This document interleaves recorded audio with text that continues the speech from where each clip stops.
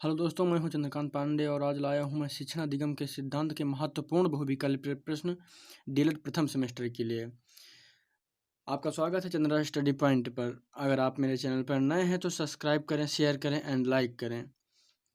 ये ऐसे प्रश्न हैं जो आपके डीएलएड प्रथम सेमेस्टर में देखने को मिलेंगे। आइए हम स्टार्ट करते हैं अपना वीडियो। पहला प्रश्न है, किसी वस्तु, स्थान या घटना को देखकर उसके बारे में ज्ञान प्राप्त करना है तो क्या है? निरीक्षण प्रविधि, उदाहरण प्रविधि, प्रयोगात्मक प्रविधि या फिर कार्यशाला प्रविधि। उत्तर हो जाएगा निरीक्षण प्रविधि। उत्तर क्या हो गया? निरीक्षण प्रविधि। अगला प्रश्न, उदाहरण प्रविधि के प्रकार हैं। उदाहरण प्रविधि कितने प्रकार के? तो 1, 2, 3 या फिर 4 उदाहरण प्रविधि के प्रकार हैं तो क्या हो जाएंगे? उदाहरण प्रविधि 2 प्रकार के हैं। अगला प्रश्न, सुकरात किस प्रविधि के जन्मदाता हैं? प्रश्नोत्तर प्रविधि, भ्रमण प्रविधि, उदाहरण प्रविधि या फिर वर्णन प्रविधि। उत्तर हो जाएगा प्रश्नोत्तर प्रविधि। सुकरात प्रश्नोत्तर प्रविधि के जन्मदाता हैं। अगला प्रश्न, बचाव निदान का उच्चतम स्तर है, यह कथन किसका है? रॉस का, नन का, फिर स्मिथ या फिर मॉरिस का। बचाव निदान का उच्चतम स्तर है, यह कथन किसका है? उत्तर हो जाएगा नन का। नन का कथन है बचाव निदान का उच्चतम स्तर है।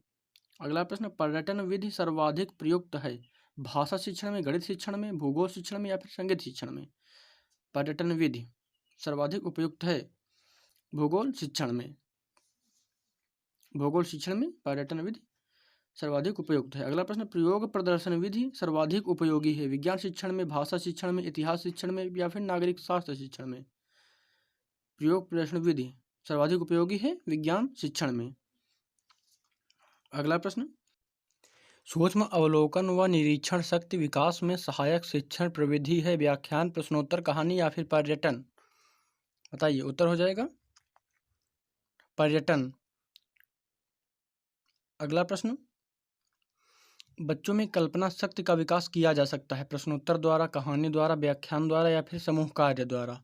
बच्चों में कल्पना शक्ति का विकास किया जा सकता है तो कहानी द्वारा बच्चों में कल्पना शक्ति का विकास किया जा सकता है।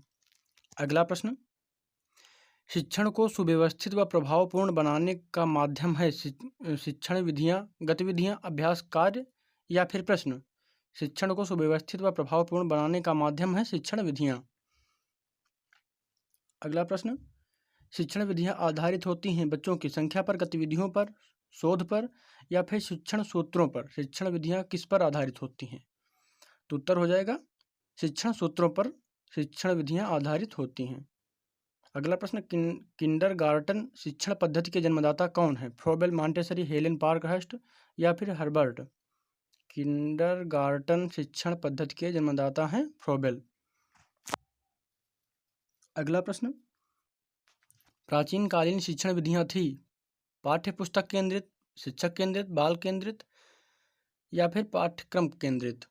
उत्तर हो जाएगा शिक्षक केंद्रित। प्राचीन कालीन शिक्षण विधियां शिक्षक केंद्रित थी।